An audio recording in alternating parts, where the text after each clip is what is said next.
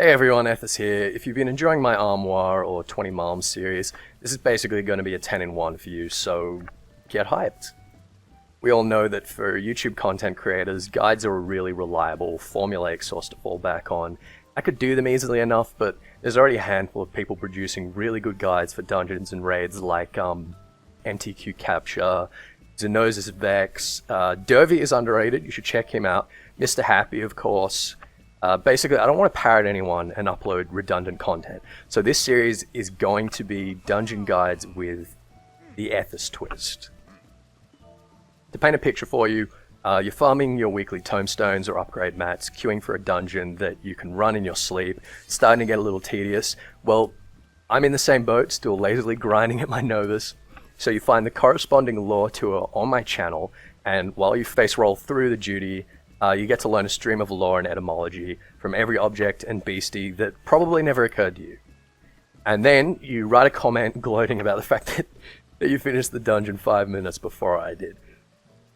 So right now we're queuing for Labyrinth of the Ancients. We're completely off script from here on, and I'll probably have to talk a mile a minute, so wish me luck.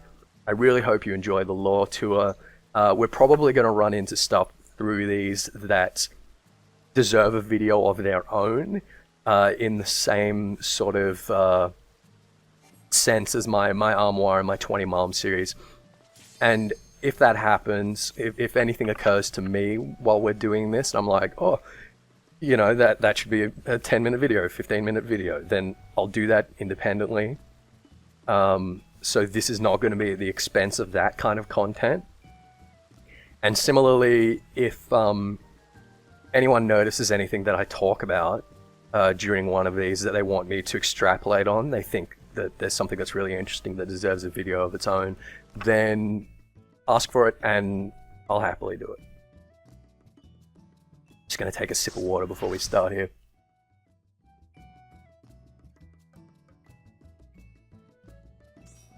It's been a long time since I ran this dungeon. Now we're all having to do it for the weekly carbon coat. And presumably within another couple of weeks, they'll be adding the carbon twine for that. Or probably not a couple of weeks, probably with 2.51. But I really hope that the standard is risen a little bit. I mean, I shouldn't say that. This has got to be like a first time run for somebody in here. And that's fine, you know, you got to start somewhere. I just think it's interesting whenever I do old content, and it's hard not to find it frustrating that people are still like wiping to the same things that they were wiping to like 12 months ago. Anyway, so this first pull I'm trying to anticipate, because I know it's a fast one and I should want to start talking about it before we even see it, if I'm going to fit everything in. What do we got? Oh right, okay. So we've got the homonculus and we have got Valar. Okay, now Valar, as we probably know, was a summon in Final Fantasy X. Was the first summon, Yuna's first summon. Was a really cool like eagle-looking thing. This is it was one of my favorite summons then, and this is like a really disappointing appearance for it. And I do kind of hope that they rename this and we get to see Valar again later in Heaven's Water something. Anyway, homonculus. Wow, okay. A homonculus is, in Greek, basically a little person. And not the type that you'd anticipate, not like little people or pygmies or anything like that. It was a term used in alchemy in the Middle Ages. Basically, there was this idea that you could like take a sperm and put it inside like an artificial womb, or like the womb of a horse or something. Disgusting, I know, and grow like a little person. There was another thing called the homunculus argument in philosophy of the time. It's a logical fallacy. It's most prevalent in Cartesian theatre, and it's basically this idea that inside your head you've got a little dude watching on a screen. Everything that's happening is coming through the eyes. Now the problem with that is that you need to posit like another homunculus sitting inside that homunculus's head. You end up with an infinite regress. So when in that time when all our understandings of, you know, the mind was based on these kind of metaphors that we come up with, we had some pretty funny stuff coming up, and that was one of them. Okay, so we just killed all the Valars, but the Valar is it's a Tolkien reference. The Valars were the greater spirits created by the god of the Tolkien universe. They included Morgoth and a bunch of other guys that basically built the earth. And then there were lesser spirits underneath the Valar called the Maiar, and they included, you know, like Sauron and Saruman and Gandalf, etc. Okay, Cursed Eye, that's an easy one. Dira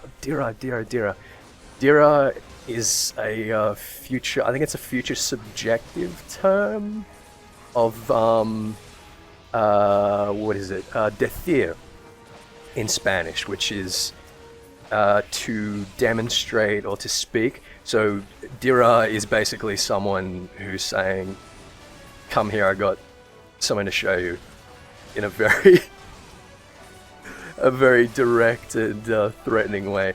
That, ladies and gentlemen, is the kind of bullshitting work that that gets you through college. Okay, I think I've caught up to myself. Alright, Bone Dragon. Now this is a testament to the sort of monstrosity of the Allagan Empire. We all probably know by now that the Allagans invaded Mercidia, which was a dragon kingdom. I think it was in the 4th Astral Era? I believe that's right. And the Mercidians, in turn, they summoned Bahamut, Omega Weapon, scrunched him up and shoved him into a giant Pokeball. And the Allagans enslaved a whole bunch of other dragons for things like this. I gotta assume that the Bone Dragon, because this is a pretty, you know, pretty vicious treatment, I assume that he was some sort of leader or general among the dragons. And the Allagans decided to give him this horrible treatment of sort of having to guard the Crystal Tower and suffering over and over without actually being allowed to properly die. Might even be one of the 7 sons of Midgard Soma, which would be interesting. I think we know that Nidhogg is one of them. Who else? I suspect that Twintania might be one of the sons. Tiamat. I know there's a couple of people saying that 5-headed dragon Hydra thing in the World of Darkness is Tiamat, and that was a mistake of the localization team in not calling it Tiamat, and that'll probably be changed to Tiamat. I think the opposite is probably more likely, that they named it Tiamat, and the devs said, oh hey, we're actually going to have Tiamat in Heaven's Ward. So the localization team have said, oh shit, and they've put in the 5-headed dragon as like a placeholder name. And I know that people have been saying they've been looking at the art book, and they've been looking at the artwork for Tiamat, and it's the same model as the 5-headed dragon. But I think, off the top of my head, I think it's like a slightly different coloring, like a slightly different texture. So I still suspect that we'll see Tiamat as an important role. I think Midgard Soma talking about his 7 spawn isn't like a throwaway comment. I think we're going to have to fight, or at least encounter every single one of them at one point or another. I think Tiamat's going to be one of them. I think Tiamat's probably going to be a Guardian of the Wind again. I could be wrong. It could just be the World of Darkness Tiamat, like a lot of people are saying. But, you know, that's fine. I like to speculate. That's what we're doing. The Platinals. Killed a few waves of them already. Excuse me. The Platinals are a common enemy in the Crystal Tower in Final Fantasy III, and they kind of look like Dark Knights. So I guess Platinal might be referring to them having like platinum armor or something like that. Having the Platinal in this fight as just you know, archetypical undead.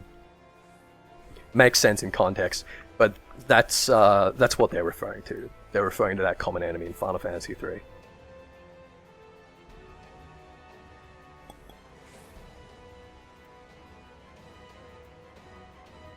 There's not really any loot I want from this. I know that you can, you can desynth, you can turn it in for seals and stuff like that. I'm more concerned with getting through this at the moment. So our next pull is going to be...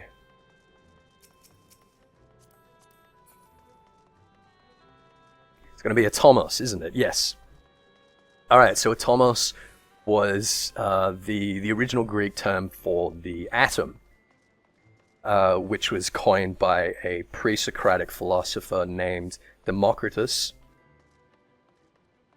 He's responsible for atomic theory in a vague, abstract sense.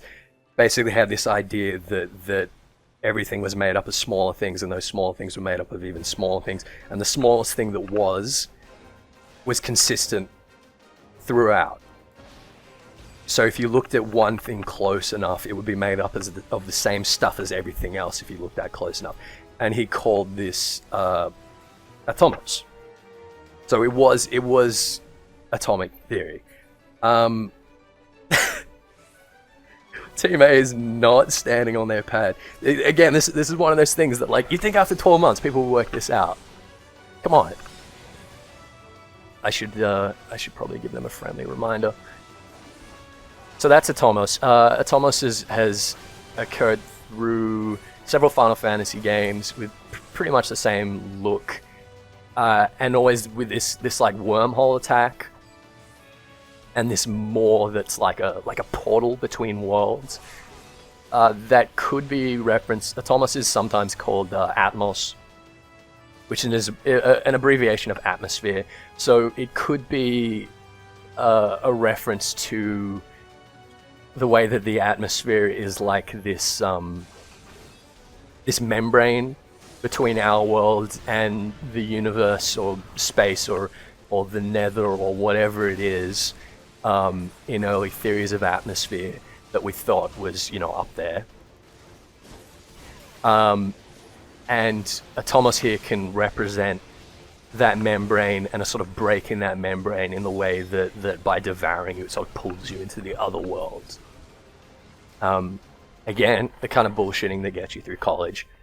That's how I did it. If that's not how you're doing it, then you're either much smarter than me or far less lazy. Sorry, I just need to take another drink there. Okay, so we got Thanatos. Thanatos is death. Thanatos is the Greek embodiment of death. He's the son of sleep and despair, I think. Son of sleep and no, that's not right. The son of sleep and let me think. Sleep is Hypnos. Okay, so Hypnos is Thanatos' brother. Thanatos is the son of Erebos, who's darkness, and Nyx, who's night. Son of darkness and night. Now we've got the Sandman in here as well, which is interesting. These magic pots. I take this as a reference to Neil Gaiman's Sandman Chronicles. I don't know if you've read them, but they're absolutely fantastic. My favorite sort of visual novel series. So they start with this old guy who is trying to summon and capture death to prevent himself from dying, and subsequently, have mastery over death. No one can die again. He captured instead the Sandman, who's dream or sleep, and rather than no one being able to die, no one was able to sleep for years and years and years, and created sort of this widespread psychosis, and it was awful. It was really horrible. That itself is a reference to one of the exploits of Sisyphus, who was a Greek champion who cheated death a number of times. The first time by he was like shackled up, ready to be executed, and he convinced Thanatos to take his place, and escaped. And while Thanatos was shackled up, there was this period of time. There was this period of time that no one could die. And what eventually happened was that Ares, the god of war, became so frustrated in these battles he was inciting, where neither side suffered any casualties. So it was only until then, which was sometime later, that Ares cottoned on to what was happening and released Thanatos and handed Sisyphus back over to him. Sisyphus cheated death a second time by convincing Thanatos, who's obviously not all that bright, basically convincing Thanatos that he hadn't been given a proper burial yet, and he had to go back to his wife to talk to her about giving him a proper burial. I'm sorry, I'm really into Les Mythes de Sisyphe. Albert Camus. Camus is a fantastic writer. That book had such a massive impact on me in my late teens and early 20s. So I'm a full bottle on Sisyphus, and I think his stories are just absolutely hilarious. And the sort of depth of stupidity of Thanatos in these tales I just find really amusing. So Vasago, this is a less amusing one. Vasago was a sort of lesser demon in the Christian tradition. She was like a Duke of Hell, but not a particularly evil one. She was like a patron of thieves and was sort of the upholder of this honor between thieves concept. But there was a mass... I don't know if he was a mass murderer. How many people do you have to murder to be a mass... Anyway, this guy called Farrell, something like that, in the late 90s, murdered a bunch of people, and was the head of like a vampire cult. And he had his vampire name as Vasago, and he used to burn a V into his victims. It was really horrible. I think he was the youngest person to be put on death row in the United States, and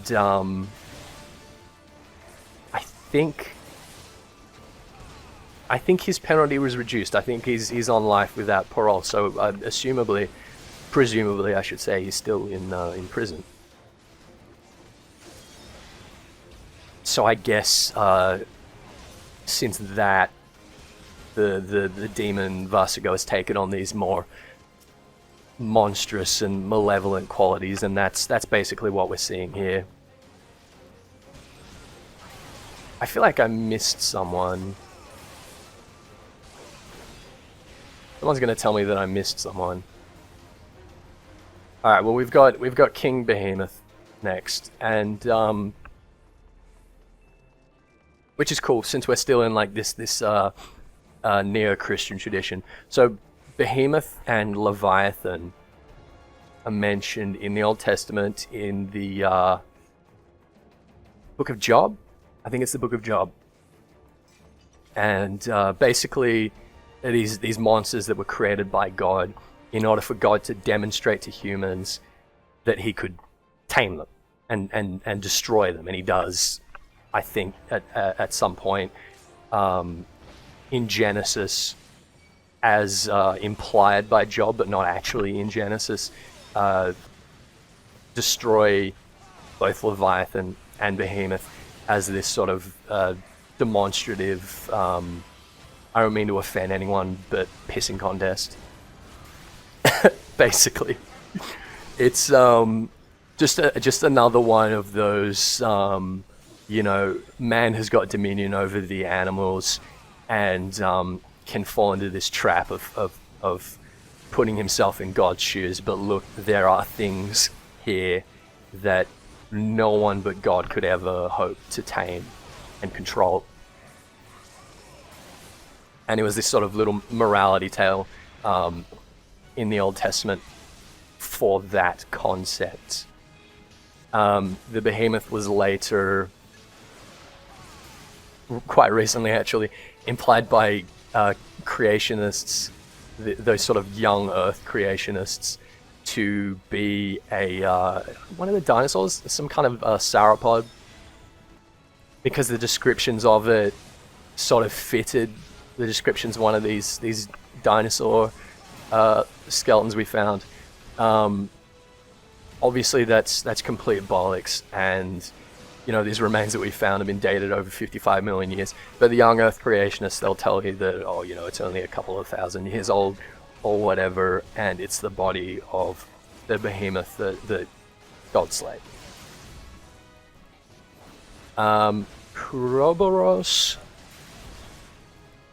I've really got nothing on the Puroboros. If anyone, Puroboros was a bomb enemy in Final Fantasy X. I know that much. Kimahri can learn self-destruct from them, like you can learn from any other bomb enemy. Everyone knows what the bombs do. Trying to think of what some kind of real-world reference that could be. If anyone's got anything, put it in the comments. That'd be really interesting. And look, what a surprise we've wiped on King Behemoth. People still cannot one-shot King Behemoth. Although that said, there's still 3 DPS alive. They could pull through. It's only at 5%. Well, I think guys, that we just guaranteed that anyone's gonna beat me. Anyone who's gonna be watching this is gonna beat me. I feel like I skipped over it really quickly, so I'm just gonna talk a little bit again about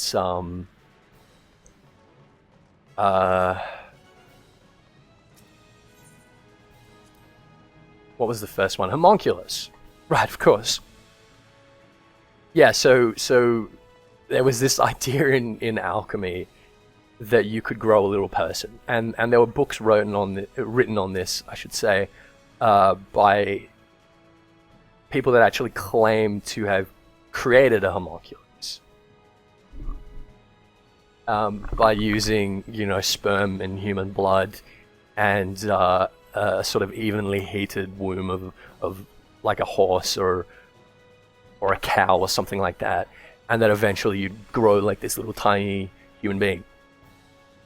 And it led to this concept of you know, predeterminism. So we've got like this ages old debate about nature versus nurture, and the concept of the homunculus was used to demonstrate basically that within each sperm there was a tiny fully formed person that contained everything that person would be in adulthood, and sort of resembled them physically, and had all of the mental capacities, etc. So that was really interesting, and of course the writers that were claiming to have grown this, complete bollocks.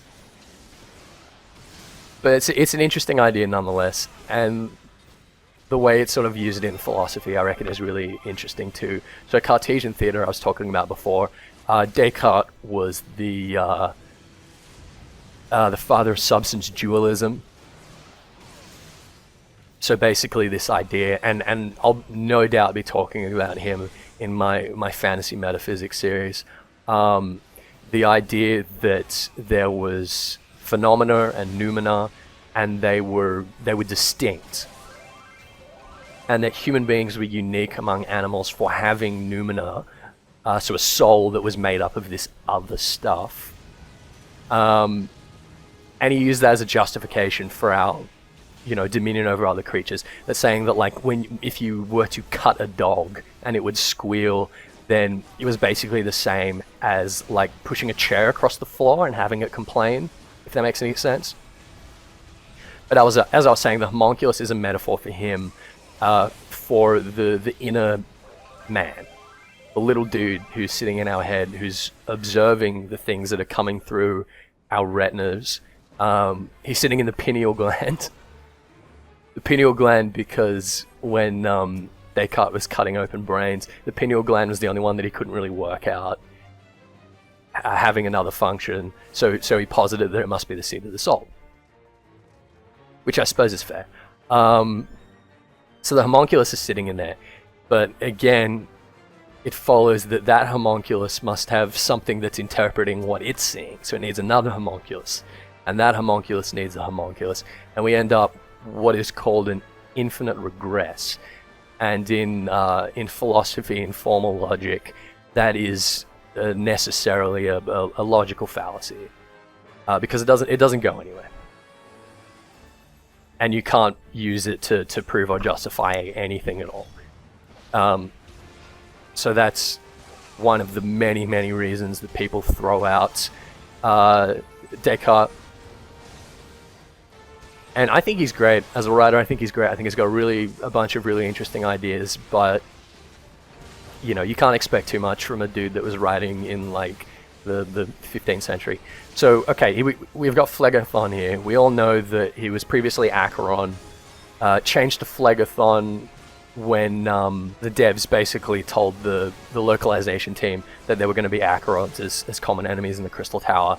They have the same model. I think he could have kept this guy as Acheron, made them Phlegethon. Doesn't really matter. Acheron and Phlegethon are two of the rivers of Hades.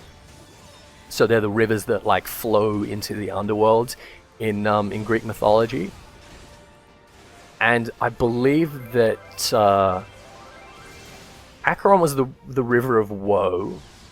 Phlegethon was this flaming river, this stream of fire, as Plato describes it, that coils all around the earth and then flows into the depths of Hades. And I believe that Phlegethon actually flows into Acheron, and that Acheron is at the sort of conjunction of several of these rivers.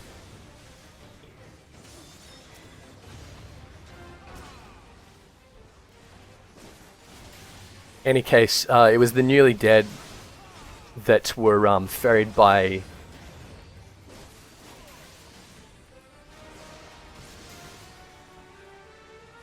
bloody hell. Sorry, I had to stop talking there for a moment so I could panic. So the newly dead were ferried across the Acheron by Charon.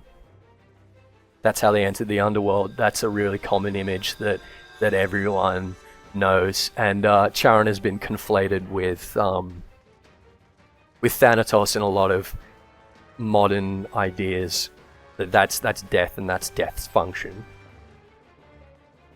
Phlegethon is mentioned in Oedipus Tyrannus, which was a classical Greek tragedy based in Thebes. And at the opening of the play, there's this sort of plague that has descended upon the cities, and Phlegethon is used as a metaphor. Basically, we're told that Phlegethon has changed its course and is now flowing through the Theban streams.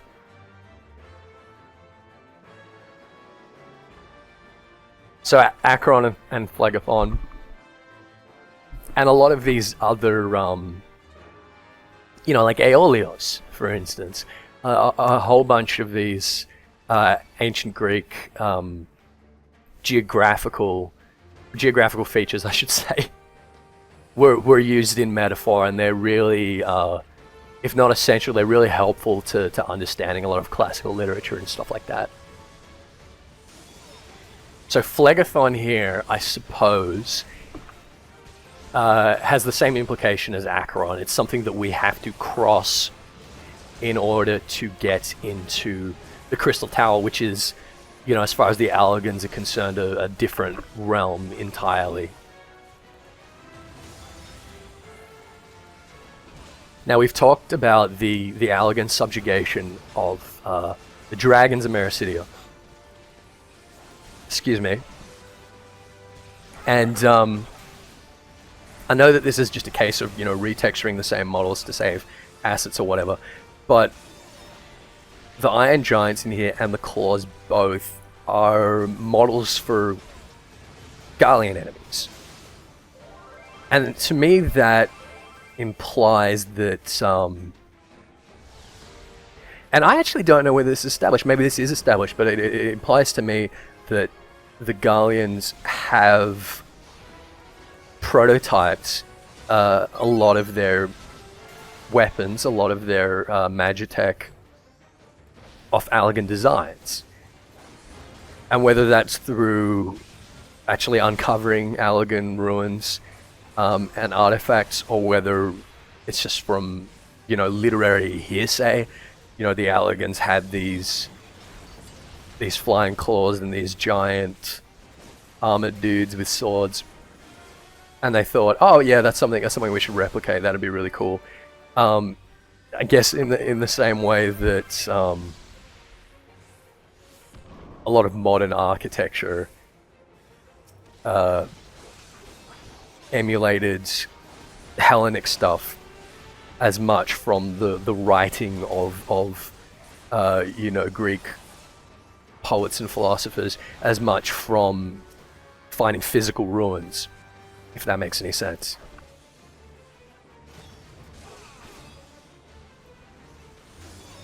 I really hope we kill him this time. So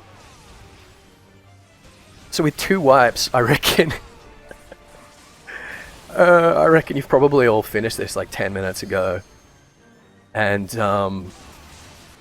you're still watching this, thank you so much. I really hope that you've enjoyed it. I really hope that you learned something.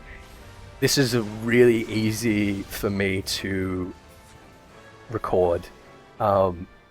It's something that I can do while I'm farming anyway. So it's, you know, it's getting 2 birds stoned at once.